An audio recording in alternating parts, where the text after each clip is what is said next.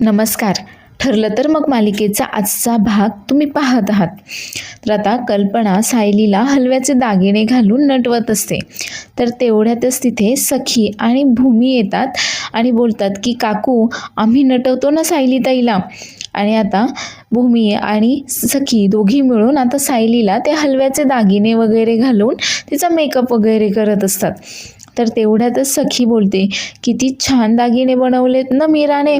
तेवढ्यात भूमी देखील बोलते, हो ना, किती नाजूक बनवलेत. आता दोघी जणी मिळून सायलीला ते हलव्याचे दागिने घालून तयार करतात.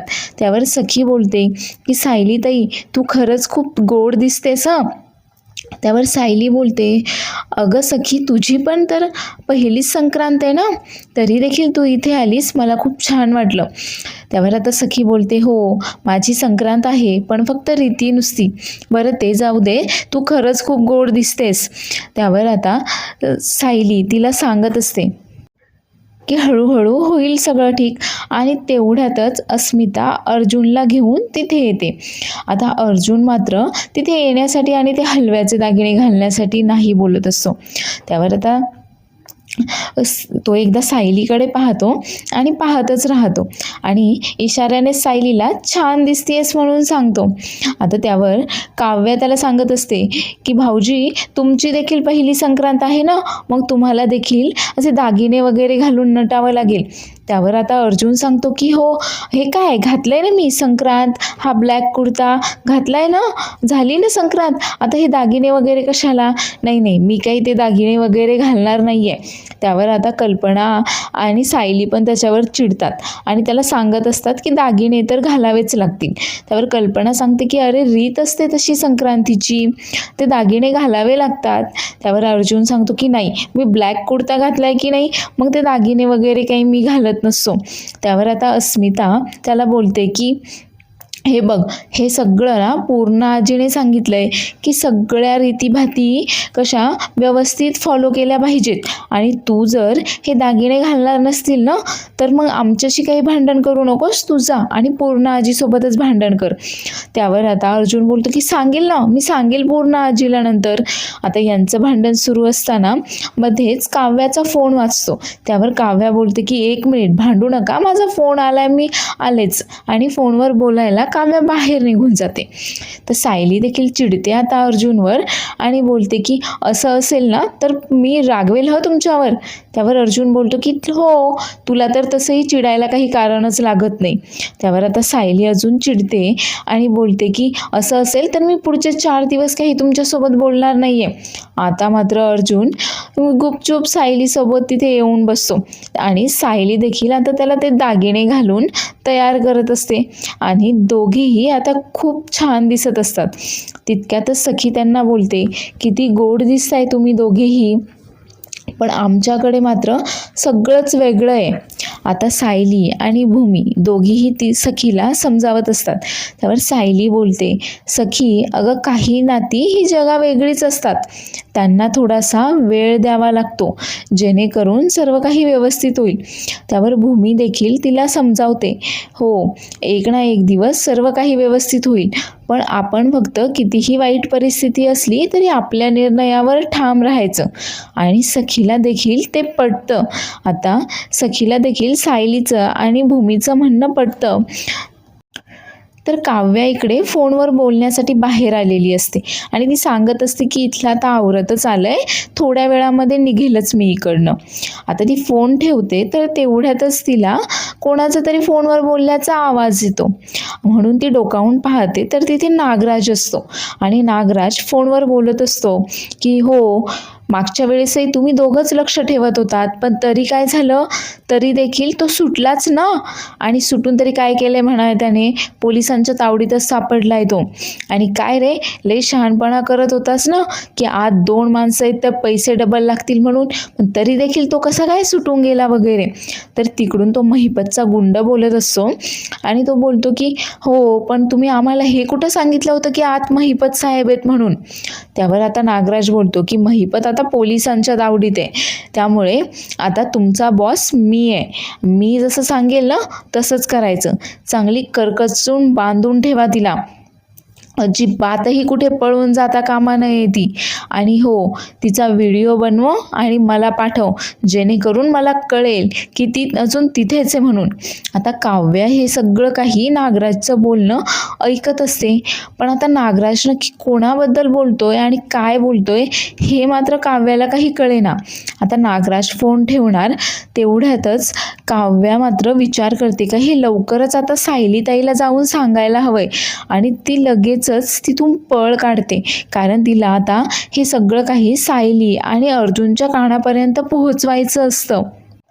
तर काव्या आता इकडे घरात येते, पण तोपर्यंत आता सर्वजण सायली अर्जुनला घेऊन खाली आलेले असतात आणि त्यांच्या संक्रांतीचा कार्यक्रम देखील आता सुरू झालेला असतो आणि सर्व पाहुणे वगैरे देखील तिथे आलेले असतात.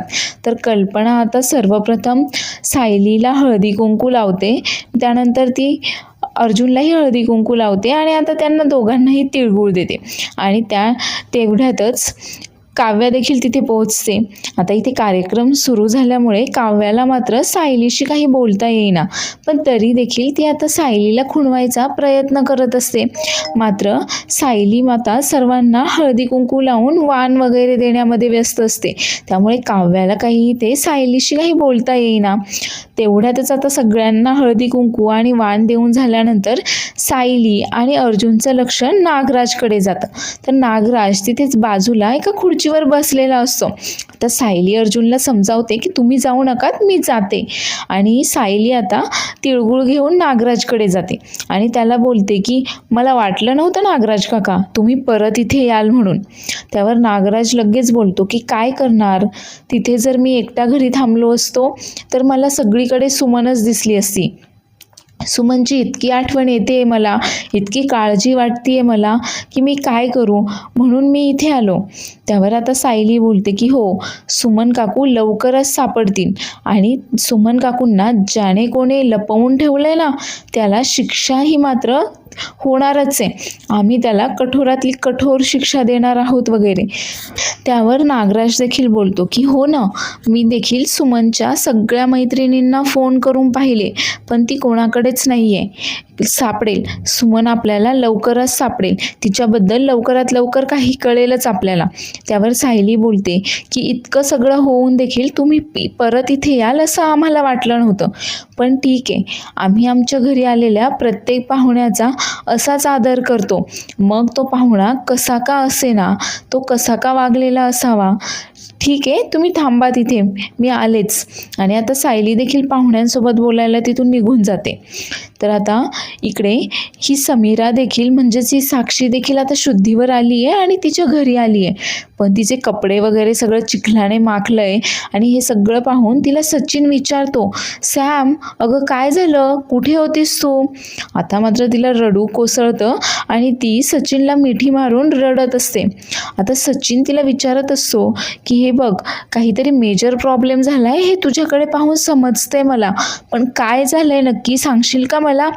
तर आता साक्षी त्याला काही सांगूही शकत नसते. आता ती आग विझल्यानंतर साक्षी शुद्धीवर येते आणि तिचा फोन आणि गाडीची चावी घेऊन लवकर तिथून पळ काढून ती आता सरळ घरी आलेली असते.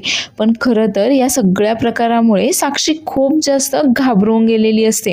आता सचिन तिच्यासाठी पाणी आणतो आणि तिला विचारत असतो की नक्की काय झालंय, कुठे गेली होतीस तू, आणि तुझे कपडे असे चिखलाने वगैरे का भरलेत, असा धुराचा वास काय येतोय.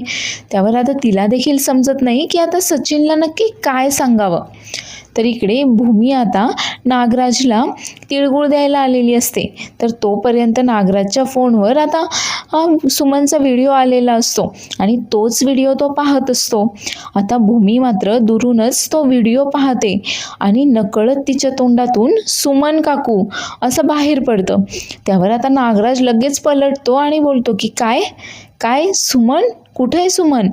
त्यावर भूमी बोलते की मला असं म्हणायचं होतं की सुमन काकू सापडतीलच लवकर, नागराज काका तुम्ही काही काळजी करू नका. सायली ताईने सगळं काही सांगितलं आम्हाला, त्यामुळे आपण सगळे मिळून सुमन काकूंना शोधूयात, त्या लवकरच सापडतील. त्यावर आता नागराज बोलतो की हो सापडेल, सुमन लवकरच सापडेल. आता एक भूमी देखील त्याला तिळगुळ देते आणि तिथून निघून जाते. तर हा नागराज मात्र विचार करत असतो की हिने तर हा व्हिडिओ वगैरे काही पाहिलं नसेल ना. तर इकडे काव्या आणि सखी दोघीही बोलत असतात. आता भूमीला त्यांना ही गोष्ट लवकरात लवकर सांगायची असते. त्यामुळे भूमी आता त्यांना लवकरच इशारा करून बाजूला बोलवून घेते बोलण्यासाठी आणि ती खूप घाबरलेली असते. आता भूमी त्यांना सांगत असते की मला तुम्हाला काहीतरी सांगायचं आहे सुमन काकूबद्दल. त्यावर आता भूमी जे झालेला सगळा प्रसंग जो असतो ते सखी आणि काव्याला सांगते. त्यावर आता काव्या बोलते की हो मी मगाशी फोनवर बोलायला बाहेर गेले ना, तेव्हा नागराज काका कोणाला तरी बोलत होते की तिला बांधून ठेवा, सोडू नका, सुटता कामा नये वगैरे असं. म्हणजे ती सुमन काकूच असेल का? नागराज काकानेच सुमन काकूला किडनॅप वगैरे केलं असेल का? आपल्याला तो व्हिडिओ देखील मिळवायला हवाय आणि सायली आणि अर्जुनला देखील हे सांगायला हवंय. तितक्यात सखी बोलते हो आपल्याला काय एकदा तो व्हिडिओ मिळाला की आपण सायलीताईसोबत बोलू शकू. आणि म्हणून आता त्या व्हिडिओ मिळवण्यासाठी एक शक्कल लढवतात. आता सखी नागराजकडे तिळगुळ घेऊन येते. तर नागराज तिळगुळ घेतो आणि त्यानंतर सखी त्याला बोलते की काका तुम्ही माझे फोटो काढाल का? त्यावर नागराज बोलतो की दे तुझा फोन, फोनमध्ये फोटो काढतो.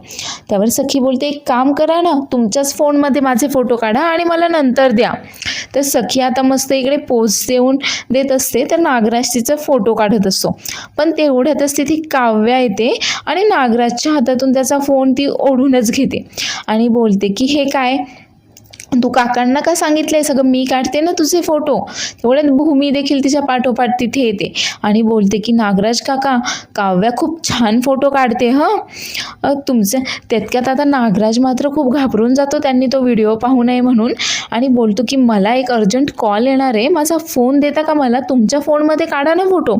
त्यावर काव्या बोलते हो काका, अहो तुमच्या फोनवर कॉल आल्यानंतर तुमच्याकडेच तर देणार आहे मी तुमचा फोन. काय एक्सेलंट क्वालिटी हो कॅमेऱ्याची, किती छान फोटो येत आहेत.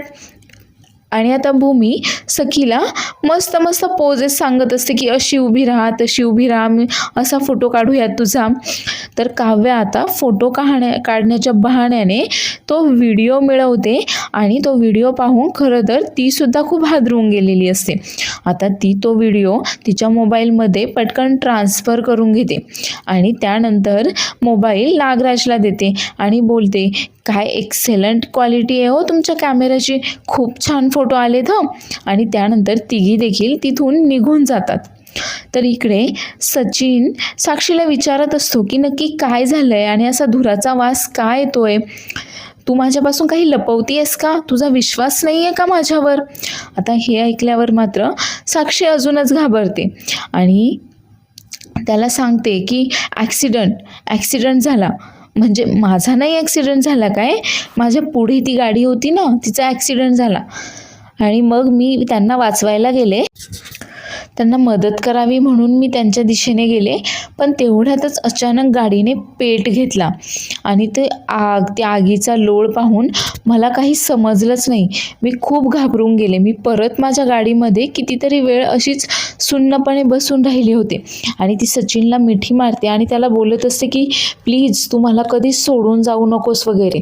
आता सचिनच्या लक्षात येतं की सॅम खोटं बोलतीये आणि हे सगळं काही खूप मेजर भयानक त्या महिपतशी रिलेटेड असणार आहे. तर सायली आणि अर्जुन दोघेही आता इथे स्टडी रूममध्ये आलेले असतात. तर अर्जुन विचारतो सायलीला काय ग, का बोलावलंयस मला इथे. त्यावर आता सायली बोलते की अहो मी कुठे, तुम्ही बोलवलं ना, मला भूमीने सांगितलं की तुम्ही मला बोलावलं आहे. त्यावर अर्जुन बोलतो अगं नाही, मला सखीने सांगितलं की तू मला बोलावलं आहेस. तर इकडे नागराज देखील आता वैतागलेला असतो आणि तो विचार करतो की सायली अर्जुनकडे पाहून तर असं वाटत नाही आहे की यांना सुमनबद्दल काही माहीत असेल वगैरे. त्यामुळे प्रिया म्हणते त्याप्रमाणे इथे थांबण्यात काही अर्थ वाटत नाही आहे आणि तसंही त्या महिपतच्या माणसांवर जास्त विश्वास नाही ठेवू शकत मी.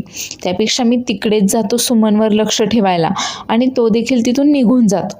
आता सायली अर्जुन तिकडे असतात स्टडी रूममध्ये, तेवढ्यातच या तिघी देखील तिथे येतात आणि काव्या त्यांना बोलते की तुम्ही भांडू नका, खरं तर आम्ही तिघींनीच तुम्हाला दोघांना इथे बोलवलं आहे आणि आम्हाला तुमच्याशी काहीतरी बोलायचं आहे.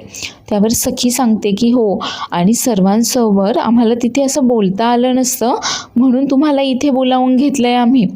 आता सायली आणि अर्जुन विचारात पडतात की या तिघींना असं काय बोलायचं आहे की यांना सर्वांसोबत बोलता आलं नसतं. त्यावर आता काव्या त्यांना सांगत असते की मगाशी मला फोन आला तेव्हा मी फोनवर बोलायला बाहेर गेले आणि नागराज काका कोणाशी तरी फोनवर बोलत होते, ते सगळं काही मी ऐकलं. त्यानंतर भूमी सांगते की भूमी जेव्हा नागराजला तिळगुळ द्यायला गेली त्यावेळेस नागराज त्याच्या मोबाईलवर व्हिडिओ पाहत होता आणि ती सुमनच होती. सुमन काकूचाच तो व्हिडिओ होता, तिला बांधून डांबून ठेवलंय त्याने वगैरे. आता त्यांच्या तोंडून हे सगळं काही ऐकल्यानंतर सायली आणि अर्जुन देखील खूप घाबरवून जातात. आता सखी पुढे सांगते की तो व्हिडिओ आम्ही मिळवण्यासाठी नागराज काकाच्या फोनमध्ये आम्ही फोटो काढण्याचं नाटक केलं आणि कसं तरी करून त्याच्या फोनमधून तो व्हिडिओ आम्ही मिळवला आहे. आता या तिघींनी खरं तर सायली अर्जुनची खूप मोठी मदत केलेली असते सुमनला सापडण्यासाठी. आता हे दोघे देखील हे सगळं ऐकून खूप जास्त आश्चर्यचकित होतात. तर पुढील भागामध्ये आपण पाहणार आहोत ते आता लोकेशन ट्रॅक करत करत सुमनपर्यंत पोहोचतात. पण अर्जुन दरवाजा उघडून पाहतो तर त्याला आत कोणी दिसत नाही. तितक्यातच सायली त्याला बोलते की कदाचित पलीकडच्या गल्लीत वगैरे असेल, आपण तिकडे जाऊयात का? त्यावर अर्जुन बोलतो की पण लोकेशन तर इथलंच आहे. आणि त्या खिडकीतनं सुमनने मात्र या दोघांनाही पाहिलेलं असतं आणि आता स्वतःचा जीव वाचवण्यासाठी जीवाच्या आकांतानं ती खुर्ची फरफटतच आता जोरात आवाज करते आणि दरवाजाच्या दिशेने येण्याचा प्रयत्न करते. तर आता या खुर्चीचा आवाज ऐकून सायली अर्जुन देखील त्या आवाजाच्या दिशेने येतात आणि दार उघडून आत पाहतात तर काय, तिथे सुमनला कोणीतरी डांबून ठेवलंय. आता शेवटी काव्या, सखी आणि भूमीच्या मदतीने सायली अर्जुन सुमनपर्यंत पोहोचणार आहेत आणि नागराजचा खरा मुखवटा सगळ्या जगासमोर आणणार आहेत. त्यामुळे पुढील एपिसोड पाहायला विसरू नका आणि हा एपिसोड आवडला असल्यास चॅनेलला लाईक, शेअर आणि सबस्क्राईब करायला देखील विसरू नका. धन्यवाद.